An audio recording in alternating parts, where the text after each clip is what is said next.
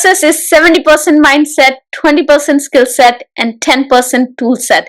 And in today's video, I'll be sharing with you 7 strategies that I have been using to become a smarter and successful leader. Now, success in leadership often hinges upon acquiring new knowledge, acquiring new skills, and then applying those skills, applying that knowledge in your everyday job to make yourself better and your team better so that you can create a strategy and execute on that strategy to achieve the goals for your organization. And that's exactly what we're going to be talking about today. Before I get started, a quick reminder to 95% of you who haven't yet subscribed to my channel to do so now, and click on the notification bell icon so that you can be notified every time I release a new video.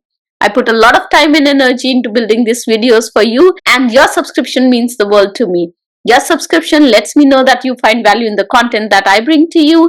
It helps with channel growth and it inspires me to create more videos for you. And now that we have you subscribed, let's get started. The first habit that I have developed, or the first strategy that I use, is to read more often. Every day, I carve out about 30 minutes of my time in the morning to read something new. This could be via articles, this could be on internet, but I basically read something new every day. I spend time on LinkedIn looking at the influencers and the content that they are posting. I look at Forbes and I look at Business Insider and a few other publications. Basically, what I'm looking for is any information around technology, groundbreaking work that's happening in technology, specifically in the Gen AI and AI space where I'm focused right now. Also, what's happening in the corporate world? How is the leadership evolving? What new business strategies are organizations coming up with? That's of a lot of interest to me. So I spend 30 minutes religiously every day to learn something new. And if I can squeeze in more time, I'll definitely do that. But the intent over here is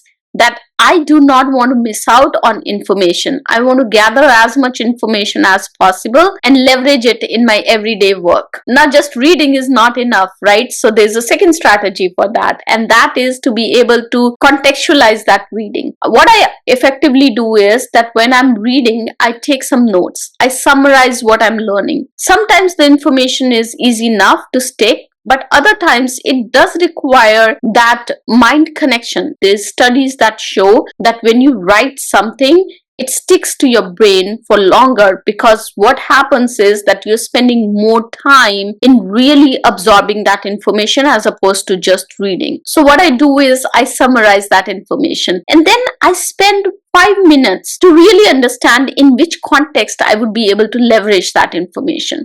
So typically when you learn something new, there's not just one context in which you can use it. For example, if I learned about an AI tool today, I would think about how learning about this new tool is going to help me in the next keynote that I deliver, in the next coaching session that I have with the coachee, in the next advisory call that I have with the startup that I'm advising, in my next LinkedIn post. Where all can I leverage this information? And that contextualization is the key. Otherwise, you can keep gathering information, and that information you won't be able to leverage it because you haven't spent time to understand how you're going to make that knowledge your own. How are you going to translate that knowledge into real application, and how are you going to use it? So that's important. And that is the gap that I see many people have. They would do a lot of reading, but then when the time comes to leverage that reading that they have done, they don't know how to connect those dots. Spending those 5 minutes right after you have learned something to summarize it and think about how you're going to go about contextualizing it makes all the difference. Then the next step is, as you're contextualizing it, you'll have a lot of questions. So asking right questions is important. Early on in my career, as I would go into meetings, my goal and agenda was to show others how much I knew. Today, I have realized that my agenda going into those meetings is to learn something new every day from everyone. So I ask a lot of questions. I ask the why and the how and the what questions. The next strategy that I want to talk about that I have been using extensively now is leveraging experiences to learn something new. I'm a very poor learner in a classroom. If you put me in a classroom for 3 to 5 days and ask me to gather all the information and then leverage it, I would not be successful. I learn from experiences. I learn from conversations. I learn from people and how they think about technology, how they think about leadership. And that's why in my schedule, I have always made space for attending conferences, attending virtual summits, attending events. I love when people contextualize the information that they are sharing. There's so many viewpoints that you get to know about. For example, I was recently speaking at an AI conference. As part of that conference, I also got an opportunity to host a panel. And in that panel, there was one woman leader who was talking about autonomous vehicles. I learned so much from that conversation from her. I can tell you that I wouldn't have been able to learn that much if I was just reading an article. She contextualized it for me, the challenges that the industry is facing right now, what kind of legal consequences and policies that they need to consider while building something like that. That is the kind of information that I really love, that helps me become smarter as a leader as I start thinking about various AI solutions, as I start thinking about what next Forbes article I'm going to write, as I start thinking about how I'm going to start talking about some of these pieces to the startup CEOs that I'm advising. So that's what helps me. And that's why I spend a lot of time in experiences. So if you haven't really spent a lot of time attending conferences or virtual summits or events, I would say that make the best use of it. Say yes to those events, go in.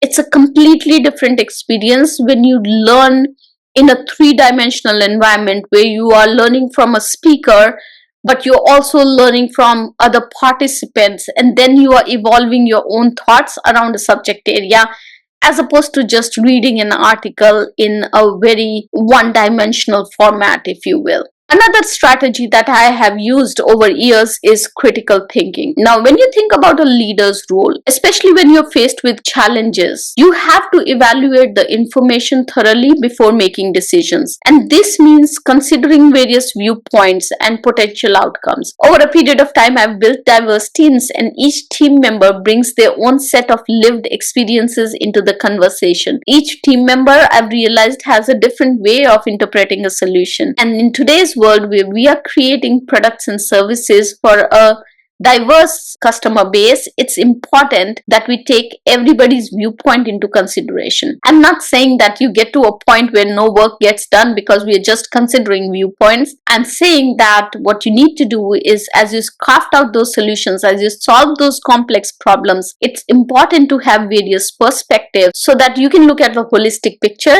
and make a decision, as opposed to having a very one-dimensional approach to solving a problem. Here's another thing that I want to point out. As leaders, we are expected to know a lot. We are so expected to be smarter, but that's being smarter does not mean being an expert in every subject area. Being smarter means that you know how to tap into the resources that you have to get the right kind of information that you need. And critical thinking allows you to do that.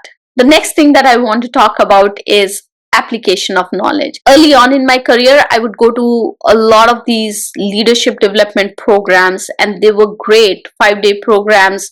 There'll be some aha moments. We would learn something, and then we would come back and say, all that knowledge was great, but it doesn't apply to my current role.